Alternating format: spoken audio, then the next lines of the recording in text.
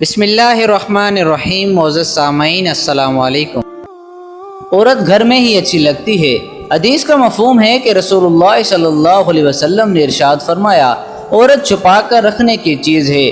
بلا شبہ جب وہ اپنے گھر سے باہر نکلتی ہے تو شیطان اسے غیر مردوں کی نظروں میں مزین کر کے دکھاتا ہے، اور یہ بات بالکل یقینی ہے کہ عورت اللہ کے سب سے زیادہ قریب اس وقت ہوتی ہے جب وہ اپنے گھر کے اندر ہوتی ہے۔ حدیث کا مفہوم ہے کہ نبی کریم صلی اللہ علیہ وسلم نے ارشاد فرمایا، پاک دامن عورت پر الزام لگانا 100 برس کی عبادت کو ضائع کر دیتا ہے۔ پاک دامن اور شریف بیوی۔ اچھی اور بہترین شریک حیات کی ایک صفت یہ ہوتی ہے کہ وہ اپنے آپ کو شک و شبہ سے بچاتے ہوئے ان مواقع اور ان جگہ سے بھی گریز کرتی ہے جہاں شک و شبہ میں پڑنے کا ادنا سا بھی اندیشہ ہو، اپنی نگاہ کو حرام دیکھنے سے بچاتی ہے، اپنی شرم گاہ کی حفاظت کرتی ہے، کوشش کرتی ہے کہ حرام کا شعبہ تک نہ آنے پائے، اور کسی بھی چھوٹے یا بڑے گناہ سے اپنے شرف اور عزت کی چادر کو داغدار نہیں ہونے دیتی۔ بہترین بیوی وہ ہے جو تمہاری موجودگی میں عورت اور تمہاری غیر موجودگی میں مرد بن جائے۔ اپنی بیوی سے بغض نہ رکھیں۔ حدیث کا مفہوم ہے کہ حضرت ابو ہریرہ رضی اللہ تعالیٰ عنہ روایت کرتے ہیں کہ رسول اللہ صلی اللہ علیہ وسلم نے ارشاد فرمایا، مومن مرد کی یہ شان نہیں کہ وہ اپنی مومنہ بیوی سے بغض رکھے، اگر اس کی ایک عادت اسے ناپسند ہو گئی تو دوسری پسندیدہ بھی ہوگی۔ رسول اللہ صلی اللہ علیہ وسلم نے اس حدیث شریف میں حسن معاشرت کا ایک اصول بتا دیا کہ ایک انسان میں اگر کوئی بری عادت ہے تو اس میں کچھ اچھی خوبیاں بھی ہوں گی۔ ایسا کون ہوگا جس میں کوئی برائی نہ ہو یا کوئی خوبی نہ ہو؟ لہذا برائیوں سے چشم پوشی کی جائے اور خوبیوں کو دیکھا جائے۔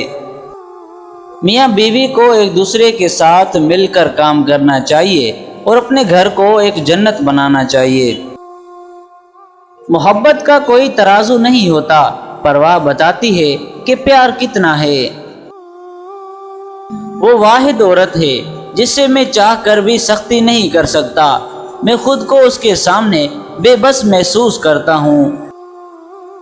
سوال ہے، اگر کسی عورت کے سر سے دوپٹہ اتر جائے تو کیا اس سے اس کا وضو ٹوٹ جاتا ہے؟ جواب ہے، اگر کسی عورت کے سر پر دوپٹہ اتر جائے تو اس سے اس کے وضو ٹوٹنے کی کوئی دلیل نہیں ہے۔ صحیح بات یہ ہے کہ اس سے وضو نہیں ٹوٹتا، لیکن اس بارے میں کوئی شک و شبہ نہیں ہے، اگر کوئی عورت بالغ ہو اور اس حالت میں نماز پڑھے کہ اس کا سر ننگا ہو، سر پر دوپٹہ یا چادر نہ ہو، تو اللہ تعالیٰ اس کی نماز قبول نہیں کرتے، جیسا کہ حدیث میں آیا ہے کہ جسے امام ابو داؤد اور ابن ماجہ وغیرہ میں روایت کرتے ہیں۔ اور ایسے ہی یہ بات بھی ذہن میں رکھنی چاہیے کہ کسی بھی عورت کو غیر مردوں کے سامنے اپنا سر ننگا کرنے کی اجازت نہیں ہے، وہ دیور ہو، جیٹھ ہو یا کزن ہو یا پھپھو کے بیٹے ہوں، خالہ کے بیٹے ہوں، محلے کے لڑکے ہوں یا رشتہ دار ہوں۔ غیر مردوں کے سامنے عورت کو اپنے سر کے بال ننگے کرنے کی اجازت نہیں ہے۔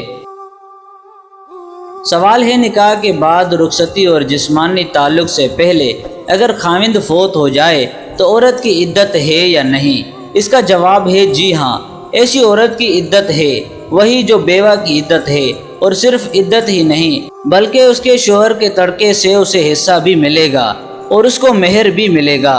قرآن مقدس میں تمام قسم کی بیویاں، چاہے مجامت کی ہو یا بوڑھی ہو یا جوان ہو، جو بھی ہو، سب پر عدت کا متعلقہ حکم ہے۔